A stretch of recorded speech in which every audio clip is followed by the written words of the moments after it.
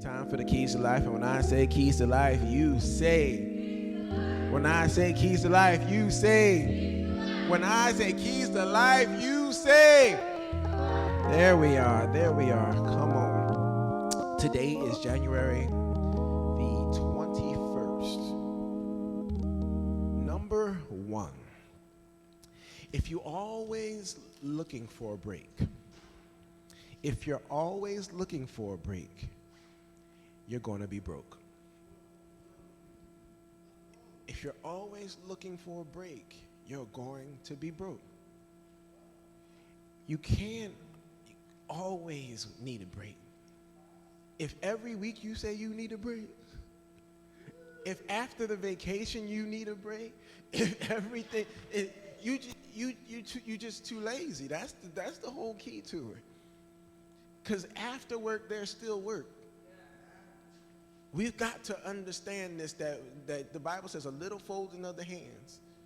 You understand that doesn't benefit you any. As a matter of fact, without goals, without doing things, without having some plans, it doesn't matter how old you are, you will find yourself with an idle mind and free time to do anything that the devil has for you. You can't just sit and wait. You can't, I just need a break from this, and I need a break from that, and I need a break from this, and life has been hard, and this. We get it. It happens. And I'm not saying that there aren't people that actually need breaks, but you have to learn how to work as hard as you play and play as hard as you work. And when you learn to work both of those things very well, you will find that you'll know when it is to stop moving. And you'll know when you got to keep moving. And you'll know how to work it. You can't just have a broke mindset. And you'll say, God, where is? He's going to say, I don't know, because you're not doing anything. All throughout the Bible, when the person had a problem and they went to the man of God says, what do you have? They tell him what they have, and he says, work what you have. So what I'm trying to get you to understand is that there is never a time, it doesn't matter whether you are young or you are old, you will always have to work something. When you get older, they tell you that you got to stop not moving. You can't get to a point where you stay stagnant and your body will freeze up on you. You can't reach down and pick up a pen. You can't do none of the other things that you need to do. You absolutely have to not sit there with your mindset broke, your pockets broke, and your body broke. It does not work. You have to work them all. And when you work them all, then you last longer. When you stop working them, you do not proceed. You start to forget things. You start not being able to do things, and it does not work for you. And you will not be able to what? Afford things. Number two, don't let Jesus be the only thing you worked for in life. Don't let Jesus be the only thing you've worked for in life. What do you mean? Because it sounds kind of funny on a Sunday morning. He came that you would have life and have it what? So if he said, commit your plans to me and they shall what?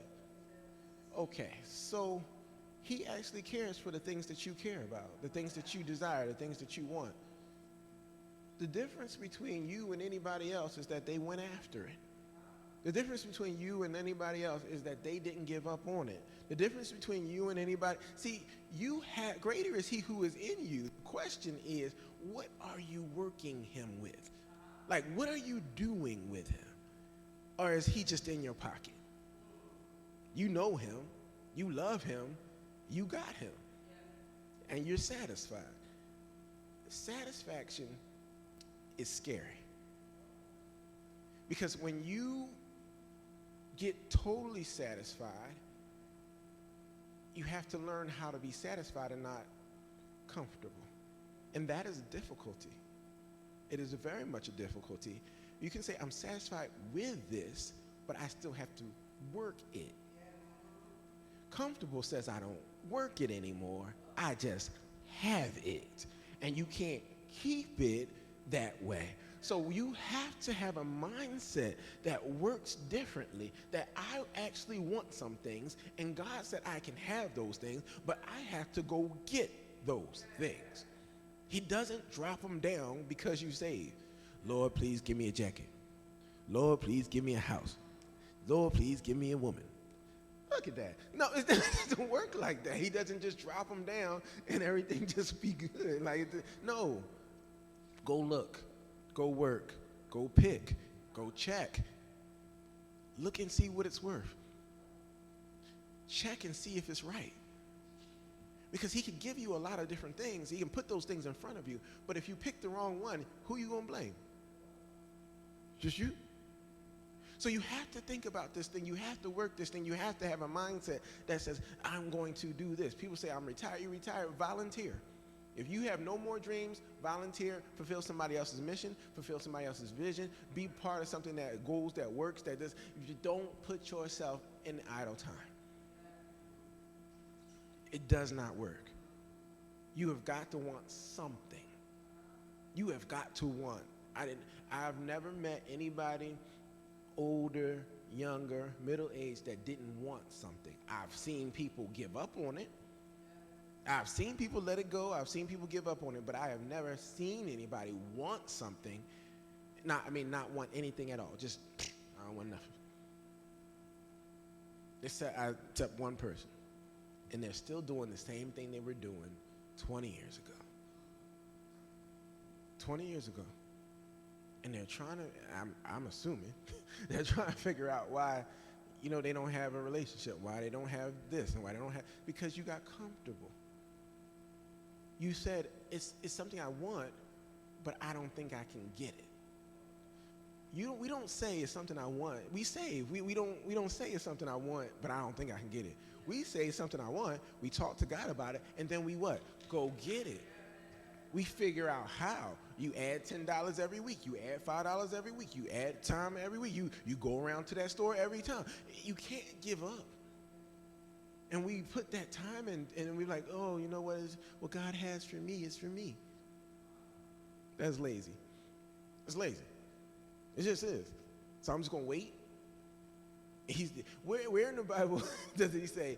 He said, wait, and I will give you everything just sitting there. Don't worry about it.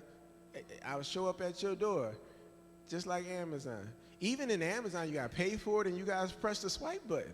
You got to do something for everything. I'm just saying. All right, that's 2. I'm short today. I'm short. 3. A life without order is chaos. A life without order is chaos. There are so many people in this world that literally hate rules, hate regulations, and don't want to do things. And so they're expecting things to work out, but they're literally against their job, they're against their relationship, they're against everything because everything has a what? A rule and some type of what? Regulation. Anything that doesn't have a rule or regulation usually ends up in death, violence, fights, all types of crazy things. Or you just don't achieve, or you get fired. Why? Because the rule says you got to be here at a certain time, and you're going to tell me about traffic. Marriage, there's tons of rules to them. If you open the Bible, it'll tell you all the different things, and you telling the person why it's not working, and why they don't treat you a certain way, and why this doesn't happen, this doesn't happen, and you have not read the book and what specifically you're supposed to do. All the things. Absolutely all the things. We have to abide by them. Here's a key. I got something for y'all. A long time ago, Kai used to, she wanted to go to school to, I think, nursing or something. And so it was like, okay, you wear the uniform, get you the uniform, you get the uniforms. They go to school, but she would wear these, what the shirts called, graphic tees, but you don't wear the shirt because you want your graphic tee to show. So she keep on getting called to the office. All right, but you got the uniform, right? Okay. So she would say this thing like, I'm a rebel. I'm probably going to hear about this later, but I'm a rebel. Fast forward, she's working at a new job, got a new outfit, got the outfit, had the outfit, And I keep hearing about somebody not wearing an outfit because they're a rebel. Let's fast forward. Now she's got a new job. She running people to make sure that they do what they're supposed to do. Now I hear about how people don't do what they're supposed to do. Ain't God funny? Funny, ain't he? You understand what I'm saying? All this time, you was meeting HR. Now you are HR. What am I trying to get you to understand? I'm trying to get you to understand that there will always be rules. There will always be what? Regulations. You have to decide that you're going to abide by the rule and the regulation. Because when you do not abide by them, you don't exceed. You do not climb up. You do not get to a place. Can I help you with this? And this is just something that I need you to understand. You can be married and be committed to being married, but that's chaos. What's order is being committed to the marriage. You can be committed to being married, or you can be committed to the marriage. It's two different things. You can be committed to being at that job, staying at that job, or you can be committed to the job. You can be committed to a lot of things where you decide, I'm just going to stick with it. Oh, I'm never leaving here. I like it here. But you ain't doing nothing that will keep you here because you're not committed to it. You're just committed to staying there.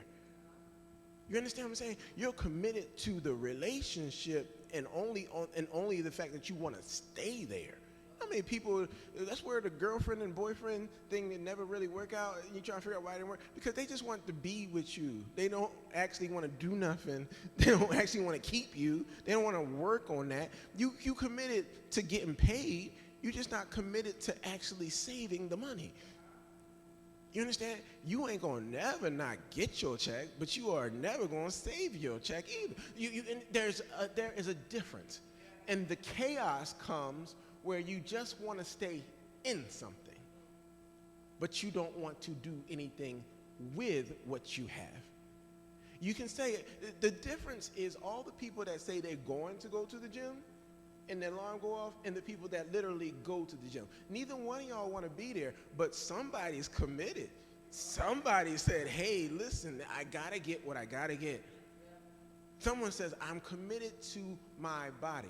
Last part on this, I need you to understand, is that when we do this, when we walk this walk, when we talk this talk, when we say what we say, the difference between you and someone else is that you have or you don't have respect for you and the people that are around you or the people that are connected to you. Everybody will say they got respect for themselves, but you can't have respect for yourself and not do what you say you're going to do. You cannot have respect for yourself and not be committed to what you're committed to stay in. Because now you're just a mark, you're just a picture, you're just a mark. You ever see somebody say, oh, I didn't know they work here? Oh, I didn't know you were saved. Oh, I didn't know you. They don't know that because you're not committed to it. You're just there. You're a member. You're tree number 5. You understand? In the play, you're like, you can't, you just go there. They just put you in because you're there. You ever play basketball and they pick in between people and then they see the last 2 guys and they like, let's just give me him. That's you. You're not the guy they pick first. You're not the guy they pick second. You're not the guy they pick third. You're not the guy that they call captain first because they want you to make sure that you pick them. So we worked it out already. You understand what I'm saying? Because I gotta have you on my team. But that other guy, we need to just hit 5. And so we need 5. We'll take you. You're not committed to playing. You're committed to being here. Either your mom told you got to get out the house, or you want to be on a team. You want to have the jersey. You want to look like you're doing something, but you're not doing something. Back when I was younger, that's what they would do. One thing, they would pass you the ball. And if you just messed it up, they were like, oh, he don't want to play. And when they say he don't want to play, that was the last time you saw the ball come your direction. Now, you saw the ball. It was whizzing by you. It was going different. You are just there. You run up the court and you run down the court, but they're not giving it to you. That's how your marriage is. That's how your job is. That's how your finances is. That's how everything is. Why? Because you're not really committed to it. You just there. Anybody tell you they just there? They just going through the motions. They're not looking for a star. They're not looking for it to be called out. They're not looking for honorable mention. They're not looking for the most valuable player. You're just there. When a new person comes to the job, they don't introduce you. They're like, well, who's that? You're like, oh, no, that's just such and such. She work at I don't even remember. But you heard. You need to know them. You're saying that they don't concern themselves at all. I need you to get that in your mind. I know I stayed on 3 a little bit long because that's something I need you to catch on. You can deceive you. You can't really mess up 1 and 2. That's clear. But you can deceive yourself on 3 to think you part of something that you're not really part of because you signed up, because your name is on the list, you on the roster. But nobody knows you. Nobody saw you. You didn't count. You didn't win 1 match or nothing. You just here. You've been marked present. I've been marked. You ever been marked present and teacher don't know your name? Because you don't say nothing. You just there. You just there. And half the year go by, they were like, I need him to my mom, they can't. She said, I hardly know he's there. I'm just too quiet. She said, can he raise his hand for something or say an answer or something? He got the right on the test, but nobody knows he's there. If it was a fire, we would not know to make sure he got out the building. What I'm trying to get you to understand is you have to matter in some way, shape, or form in everything and somewhere in what you do. How you do anything is how you do what? Everything. Nobody should be in a relationship with you and you not matter. No one should be connected to you and you don't make a difference. When I walk away from you, I want your whole life to fall and shatter. You're like, no, him? But I don't know too. He did everything. You understand? Like, why in the world would somebody be like, you know what? I'm leaving. And you be like, cool. And they're like, what? Well, I don't need you for nothing. I didn't even pay notice that you be here. Really, honestly, if your boss is like, you think you got some clout, and you like, I'm leaving. And they're like, well, all right, well, we hope that wherever you go, you get something good. All right, we're just gonna put your job posting out. Like, they don't care because you're not committed to it. You're just committed to getting a check. You're committed to being there.